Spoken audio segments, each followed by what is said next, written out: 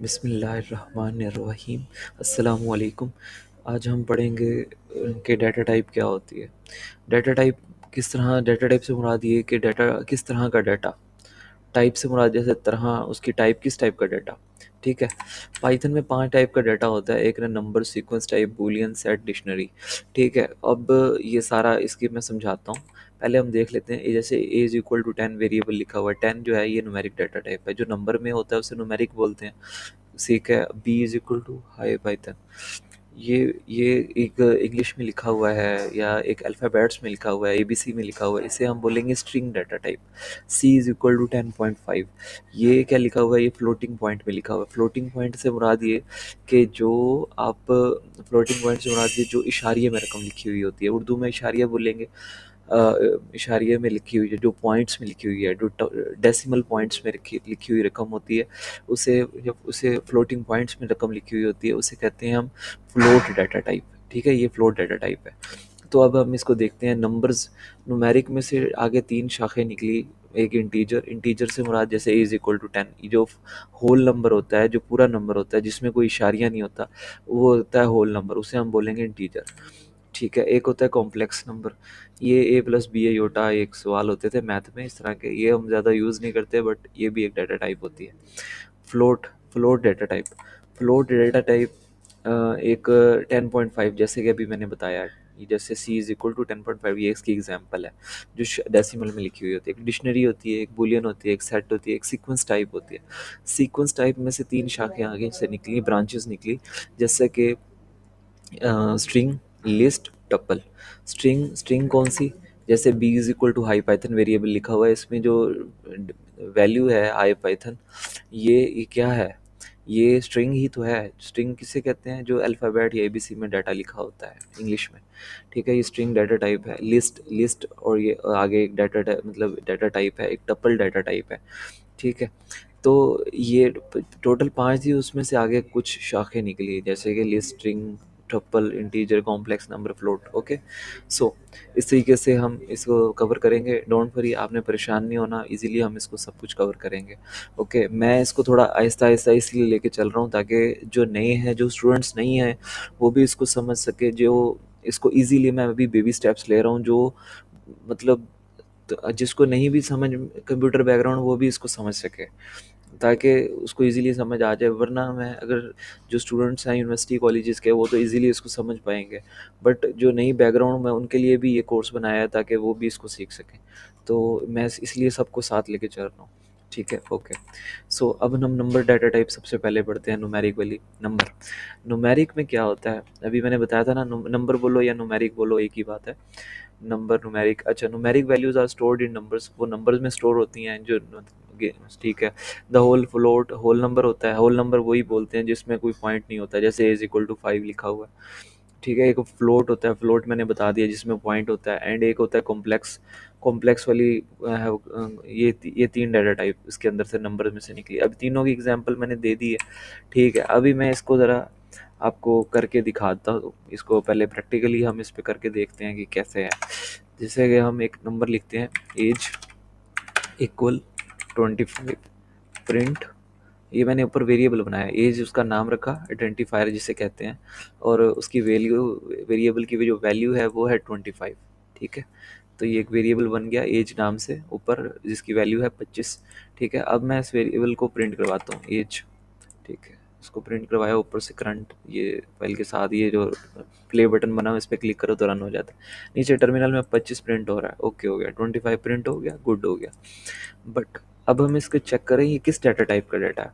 इसको चेक करने के लिए किस टाइप का डाटा है, तो इसमें हम लिखेंगे टाइप। टाइप लिखा, ब्रैकेट लगाएंगे, small bracket, small, shift plus small bracket लगाओगे, दोनों ब्रैकेट्स लग जाएंगे ऑटोमेटिकली। अच्छा। अब उसमें हम उस वेरिएबल का नाम लिखेंगे जो ऊपर अपने वेरिएबल बनाया है। ठीक है।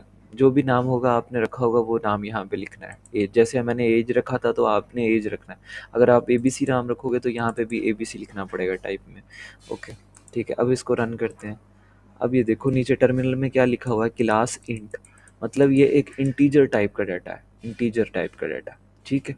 अच्छा, उसने बता दिया कि ये एक इंटीजर डाटा है। इंटीजर डाटा मतलब ये एक होल नंबर। ठीक है। ओके। अब एक और नंबर मैं लिखता हूँ, प्राइस इक्वल 5.6, ठीक है। अच्छा, ठीक हो गया। अभी मैं एक और, अब मैं लिखता हूँ, अभी ऊपर वाले को मिटा देते हैं, एज वाले को। अभी मैं यहाँ से इसमें एज की जगह प्राइस लिख देता हूँ, ठीक है। ये प्राइस मैंने वेरिएबल बनाया ना, 5.6 उसकी वैल्यू रख दी, ठीक है। ओके, उसमें वैल्यू 5.6 रखी। अब उसको मैं टाइप चेक करता हूँ। प्रिंट, प्रिंट का मतलब, प्रिंट का एक ही मकसद है, जो टर्मिनल में प्रिंट करवाना, ठीक है, और कोई मकसद नहीं है प्रिंट का, ठीक है। अच्छा, टाइप का मतलब ये यहाँ पे यूज़ हो रहा है वो चेक करने के लिए किस टाइप का डाटा है, हम वैसे देखना चाह रहे हैं ना, इसलिए। और आगे लिखने का ये सिंटेक्स है उसका। सिंटेक्स किसे बोलते हैं? सिंटेक्स बोलते हैं लिखने के तरीके को, जो लैंग्वेज को लिखने का तरीका होता है। अब इसको रन करने का तरीका, रन करते हैं। देखो अब नीचे लिखा क्या आ रहा है, क्लास फ्लोट, मतलब ये फ्लोट डाटा टाइप है। जो प्राइस लिखा था, ये प्राइस मैंने उसकी डाटा टाइप चेक की तो ये क्या है, फ्लोट। ऊपर वाले का क्या आ रहा था, इंटीजर, क्योंकि वो होल नंबर था, ठीक है। इसके अलावा ये हमने वो समझ ली कि ये डाटा टाइप्स कौन सी होती हैं, क्या होती हैं। सो अब हम स्ट्रिंग पढ़ेंगे। स्ट्रिंग में हमने, जैसा कि मैंने अभी बताया कि उसमें स्ट्रिंग किसे कहते हैं, जो इंग्लिश में या एबीसी में वो वर्ड लिखा हुआ हो उसे स्ट्रिंग बोलेंगे, ठीक है। तो स्ट्रिंग बोलेंगे, ओके। तो ये स्ट्रिंग सिंगल कोट में भी लिख सकते हो, डबल कोट्स में भी लिख सकते हो। ट्रिपल कोट्स में तब लिखना है जब आपने मल्टीपल लाइंस में स्ट्रिंग लिखनी है। स्ट्रिंग किसे बोलेंगे, एक वर्ड भी हो सकता है स्ट्रिंग में, मल्टीपल वर्ड्स भी हो सकते हैं, एक लाइन भी हो सकती है, दो लाइंस भी हो सकती हैं, तीन लाइंस भी होती हैं। इंग्लिश में कुछ भी लिखो वो स्ट्रिंग होता है, ठीक है। चाहे वो एक वर्ड हो, चाहे वो एक लाइन हो, जितना भी हो, ठीक है। ट्रिपल कोट्स में आपने वो लिखना है स्ट्रिंग जो मल्टीपल लाइंस में हो, दो लाइंस में हो, उसे ट्रिपल कोट्स में आपने उसे लिखना है। अगर एक सिंगल लाइन में आपने कोई लिखनी है कोई चीज़, तो वो आपने डबल कोट्स में या सिंगल कोट में लिखनी है। आप सिंगल कोट में लिखो, डबल कोट्स में लिखो, वो आपकी मर्ज़ी है, आप कुछ भी लिख लो, वो आपकी मर्ज़ी है, ठीक है। इसके बाद हम आगे चलते हैं। आगे ये एग्जांपल्स ऑफ स्ट्रिंग्स ये देखें, ये आप इसको देखिएगा, ज़ीरो, ये टू। इसके ये सबसे पहले हम ये देख लेते हैं, हेलो।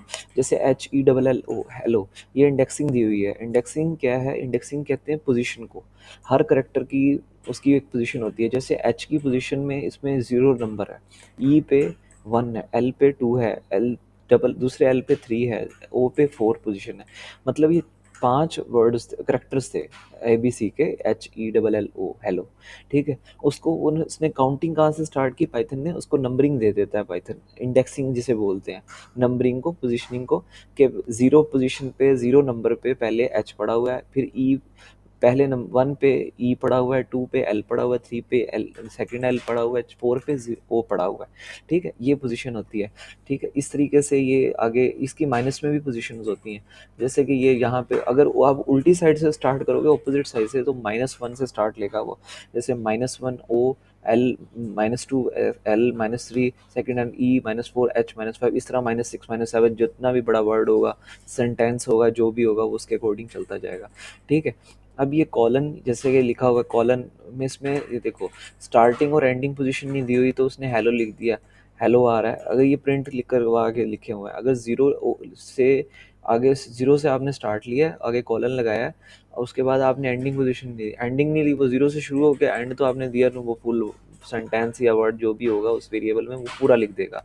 फिर ज़ीरो, यहाँ पे आपने स्टार्टिंग पोजीशन नहीं दी, ठीक है। स्टार्टिंग पोजीशन नहीं दी, कॉलन लगाया हुआ है, 5 लिख दिया है। अब आपने वो स्टार्टिंग पोजीशन तो उसकी 0 ही रहेगी, अगर आप ना भी दो तब भी, ठीक है। तो 5, 5 तक वो जाएगा। 5 कितना था, 0 1 2 3 4 5। अब वो 5 तो इसमें है नहीं, तो वो 4 तक ही करेगा ओब्वियसली। और 5 तक वो अगर होता भी तो 5 वाला लेटर नहीं आना था, क्यों? क्योंकि वो 5 वाला लेटर से एक पिछले लेटर तक प्रिंट करवाता है, ठीक है।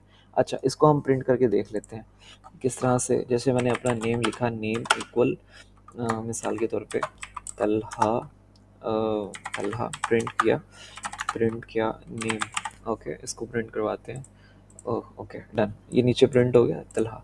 अभी मैं इसको करता हूँ, इसमें बड़ी ब्रैकेट लगानी है, फिर 0, ये 0 लिखना आपकी मर्ज़ी। अगर 0 स्टार्टिंग पोजीशन नहीं दोगे तो वो खुद भी 0 से ऑटोमेटिक वो खुद ही ले लेगा। मैंने लिख दिया 3, 0 से लेके 3 तक। अब देखो TAL, टी क्या है 0 पोजीशन पे, ए क्या है 1 पोजीशन पे, एल क्या है 2 पोजीशन पे, एच क्या है 3 पोजीशन पे। उसने एच क्यों नहीं प्रिंट करवाया? वो एच तक प्रिंट नहीं करवाएगा, वो 3 लिखा है ना, वो 2 तक प्रिंट करवाएगा, एक पहले तक प्रिंट करवाएगा, वो हमेशा ऐसे ही करेगा। अब आप मैं 0 ना भी लिखूँ तब भी वो यही करवाएगा। क्यों? उसका अगर आप दे दोगे जब भी वो 0 लेगा, अगर नहीं दोगे तब भी 0। हाँ, अगर मैं इसको 1 से कहता हूँ 1 से शुरू हो, फिर वो 1 से ही शुरू होगा। ठीक है, ओके। ये देखो, अब 1 से शुरू हुआ, 1 कहाँ से था? ए से। ए, उसके बाद एल, 1 एल, ए एल हो गया प्रिंट, और एच नहीं हुआ। एच इसलिए नहीं हुआ कि वो आखिरी वाला, तो आपको मैंने बताया वो नहीं लेता, प्रिंट करता, उससे पहले वाले तक प्रिंट करवाता है। ठीक है, इस तरीके से अगर आप माइनस में प्रिंट करवाओगे, जैसे -2, -2 पे क्या प्रिंट होगा आप बताओ? एच प्रिंट होगा ना। ए पे तो एंड से शुरू हो रहा है ना, वो ए -1 है, एच है -2। ठीक है, ये देखो H-2। अगर L प्रिंट करवाएं तो क्या आएगा? -3, क्योंकि हम दूसरी साइड से चल रहे हैं। आपकी मर्जी है, आप माइनस से शुरू करो, पॉजिटिव से शुरू करो, वो डिपेंड आप पे करता है। ठीक है, अगर मैं ये खाली कॉलम दे देता हूँ ना, मैंने स्टार्टिंग दी है या मैंने एंडिंग पोजीशन दी है, तो वो कहाँ से कहाँ तक प्रिंट करवाएगा? शुरू से लेके एंड तक, क्योंकि मैंने स्टार्टिंग एंडिंग डिफाइन ही नहीं की। अब देखो, इसको लिखने का तरीका प्रिंट तो प्रिंट करवाने के लिए है टर्मिनल में, लेकिन नेम क्या है? ये एक वेरिएबल नेम लिखना है, उसके आगे आपने ब्रैकेट लगानी है, उसके आगे कॉलन। अगर आप ये कॉलन वगैरह तब आपने यूज़ करना अगर आपको स्प्लिट करने की ज़रूरत पड़े, मतलब तोड़ के वर्ड को प्रिंट करवाने की ज़रूरत पड़े, तब आपने ये काम करना है, अदरवाइज़ आपने ये नहीं करना। ठीक है, अगर आपको कहा जाए कि किसी वर्ड को तोड़ के सिर्फ इतना ही वो प्रिंट हो, तब आपने इस तरह का ये चीज़ यूज़ करनी है। ठीक है, ओके। सो अब जैसे कि ये सब आज हमने पढ़ा, ये होगी स्ट्रिंग भी कवर हो गई। ठीक है, एक और स्ट्रिंग में मैं आपको बता देता हूँ। स्ट्रिंग में जैसे कि ये लिखा हुआ था ना, तो इसमें हम जैसे नेम लिखा हुआ है, नेम को हम 2 दफ़ा प्रिंट करवाना चाहें तो कैसे करवाएंगे? नेम को ऐसे प्रिंट करवाएंगे 2 दफ़ा लिख के? नहीं, तलहा तलहा 2 दफ़ा प्रिंट हो गया। मैं यही चीज़ ऐसे लिख सकता हूँ, नेम में, नेम तो ये मेरा, मैंने कीवर्ड वो सॉरी वेरिएबल है ना, वेरिएबल नेम की जगह ABCB में लिख सकता था, वेरिएबल का नाम कुछ भी लिख सकता था। इसको जितनी दफ़ा मैं प्रिंट करवाना चाहता हूँ, मल्टीप्लाई के साइन लगा के 3 से मल्टीप्लाई करवा दूँ। जित 3 दफ़ा मैंने प्रिंट करवाना चाहता था, 3 दफ़ा प्रिंट हो गया। अगर मैं इसे 4 दफ़ा करवाना चाहता हूँ, ये 4 लिखा, ये नीचे 4 दफ़ा तलहा प्रिंट हो गया। अगर आप इसको किसी तरह से भी आप इसको प्रिंट करवा सकते हो, जितनी दफ़ा आप चाहो। ठीक है, ये जैसे मैथ में होता था ना, 1 मल्टीप्लाई 2 मल्टीप्लाई 2 2 ज़ा 4, इसमें भी इस तरह ही सही। नेम को जितने से मल्टीप्लाई करवाओगे उतनी दफ़ा वो प्रिंट हो जाएगा। ठीक है, 1 मल्टीप्लाई 5, तो वो 5 टाइम प्रिंट हो जाएगा, तो 5। तो ये जैसे अब एक और है, जैसे नेम, और इसमें मैं लिख देता हूँ कंट्री, कंट्री इक्वल पाकिस्तान। आप वर्ड्स को ना जोड़ भी सकते हैं।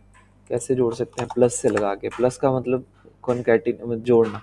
ठीक है, name country, country, name plus country. अब प्लस का सिंबल दोनों वर्ड्स को जोड़ देगा, तलहा पाकिस्तान लिखा हुआ आ रहा है। ठीक है, अगर आपने दोनों वर्ड्स को प्रिंट करवाना चाहते हो इकट्ठा जोड़ के, तो प्लस का सिंबल यूज़ करो, जोड़ देगा वर्ड्स को। अगर कोई और वर्ड भी है मिसाल। ओके, सो आज आपको जो भी समझ में आया हो, आपने मुझे फीडबैक देना है कमेंट्स में। अगर आपको वीडियोस अच्छी लग रही हैं या कुछ पूछना चाहते हो या इम्प्रूवमेंट हम वीडियोस में करें, तो आपने कमेंट्स में मुझे बताना है, ताकि हम उसको सही कर सकें। और आपने जो अभी आज मैंने पढ़ाया है, आपने इसकी अच्छे से प्रैक्टिस करनी है। जैसे कि ये जो है हमने आज ये इसकी अच्छे से प्रैक्टिस करनी है। Okay, thank you so much for watching this video. Okay, अल्लाह हाफिज़।